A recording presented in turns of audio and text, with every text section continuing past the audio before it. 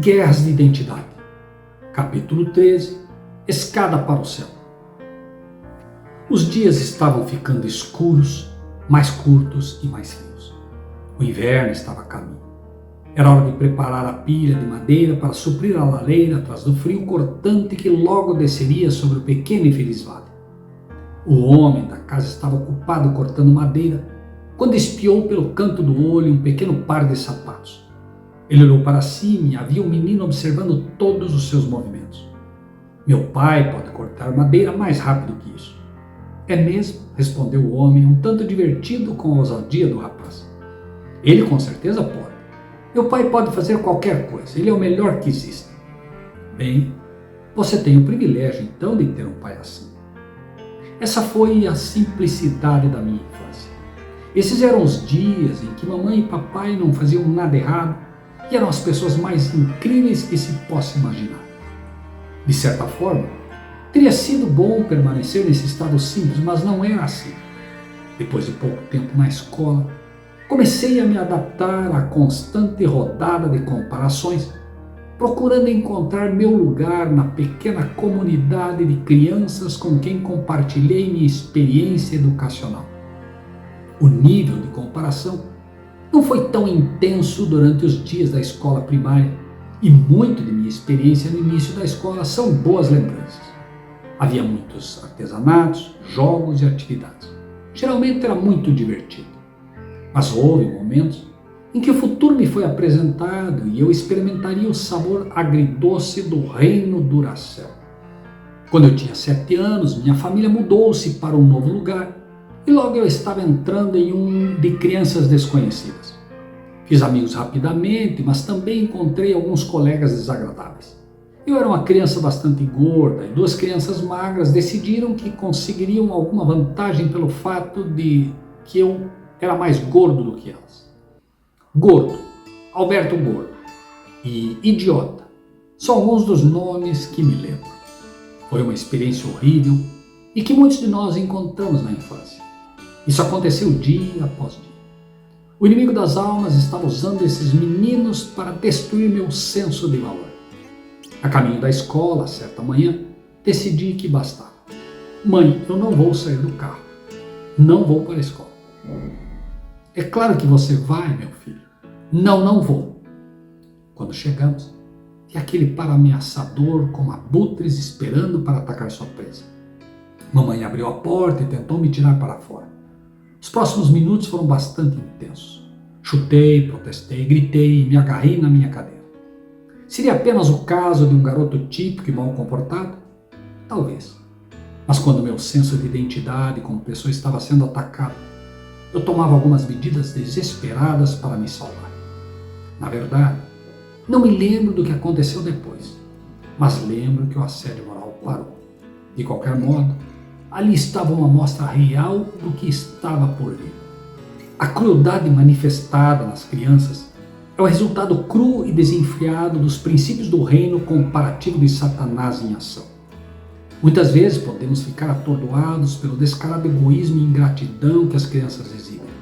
Naturalmente, crescemos com essas características? Não. Como aprendemos, ninguém deixa este reino sem a assistência do filho de Davi. À medida que envelhecemos, simplesmente nos tornamos mais astutos e refinados. Quando cheguei ao ensino médio, eu estava bem programado. Eu estava aprendendo a adorar o Deus da educação, o Deus do esporte, o Deus da aparência física. Agora eu queria adorar o Deus do dinheiro, mas não tinha emprego. Tudo ao meu redor estava me dizendo que eu tinha que me esforçar para ser o primeiro, esforçar-me para alcançar. Aprendi que são apenas vencedores os que são aceitos e perdedores não valem nada. Muitas vezes meu incentivo para ir bem na escola foi motivado mais pela possibilidade de alcançar o primeiro lugar do que simplesmente apreciar o conteúdo do que eu estava aprendendo. Eu assistia filmes na televisão que reforçavam essa crença. Os principais atores masculinos foram retratados como tendo de realizar um grande feito que derreteriam o coração de uma jovem. Isso me ensinou que um relacionamento era algo que você alcança e que a jovem parecia mais um prêmio do que uma amiga. Não que você afirme isso de maneira categórica.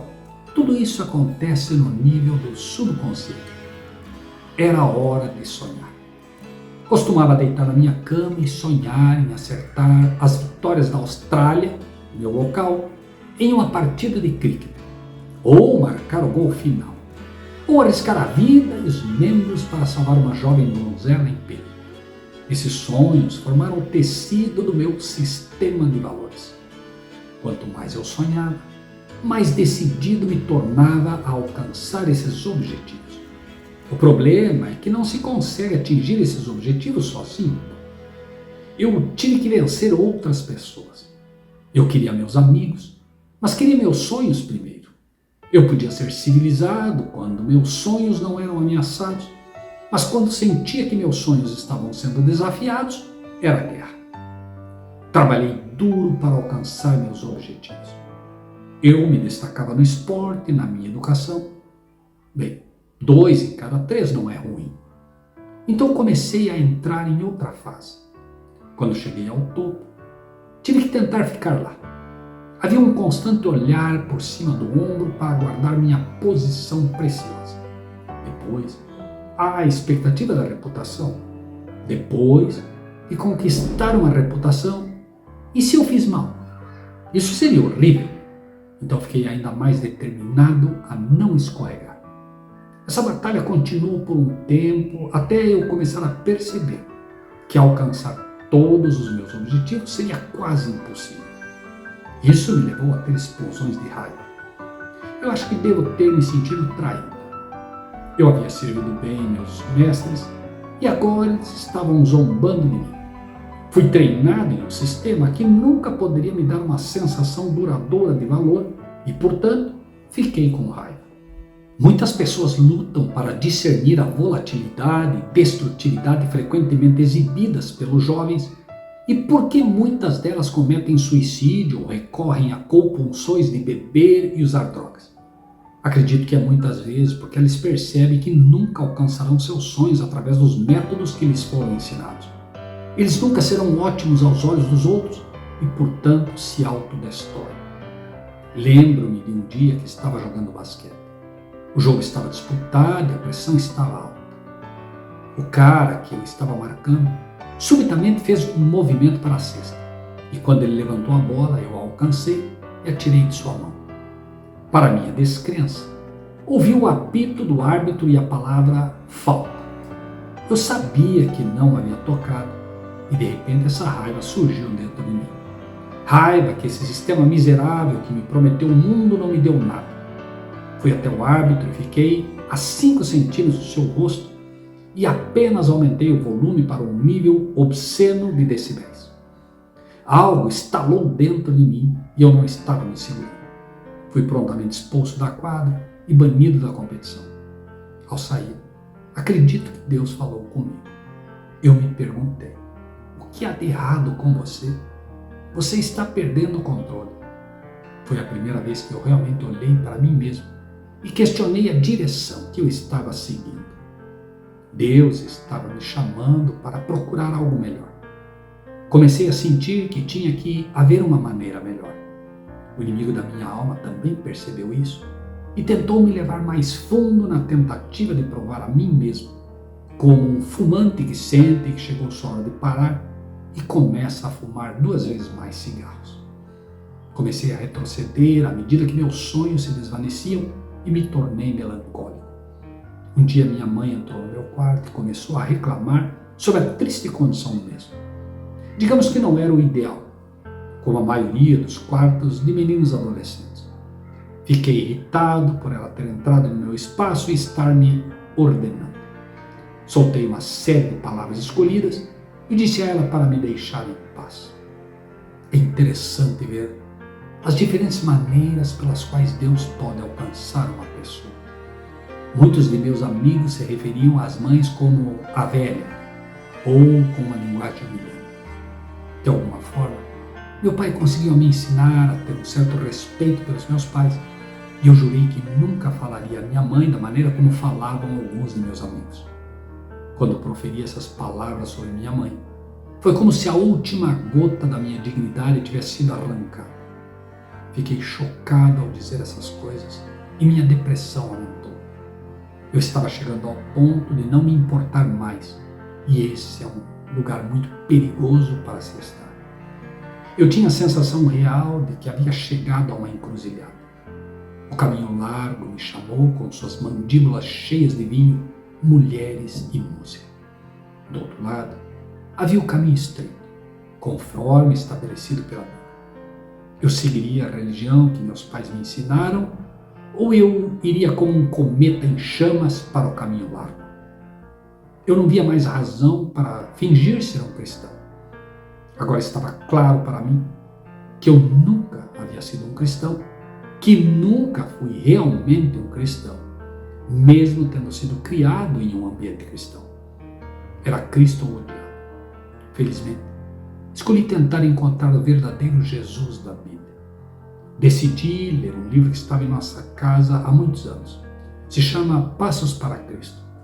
Agora esse título parecia perfeito para minhas necessidades. Comecei a ler com fome e desespero de encontrá-las. Eu tive que encontrar a escada para o céu, porque não aguentava mais o reino de Satanás. No início do livro, o autor explicou que Jesus veio para dissipar as mentiras que a raça humana havia abraçado sobre Deus e como ele veio para mostrar que Deus realmente nos amava. Bebi as palavras como a terra seca sobre a chuva de verão. O autor me convidou a pensar em Jesus no jardim do Getsêmani e segui-lo até a cruz. Enquanto eu estava imaginando essas cenas, de repente senti como se estivesse de pé e olhando para ele. A figura na cruz parecia muito real e eu recebi essa forte impressão de que ele estava pendurado ali porque me amava e entendia a minha necessidade desesperada de escapar do reino de Satanás. Recebi o pensamento de que podia confiar nele como meu melhor amigo e que ele me guiaria ao reino celestial. Ao contemplá-lo ali, senti um imenso sentimento de gratidão por ele estar disposto a me salvar e senti o peso da culpa, ansiedade, depressão e medo que eu carregava durante anos apenas rolar pelas minhas costas. Uma paz entrou no meu coração que eu nunca havia sentido. E então chorei de alegria. O filho de Davi rompeu a minha escuridão e a perfurou como a luz do dia.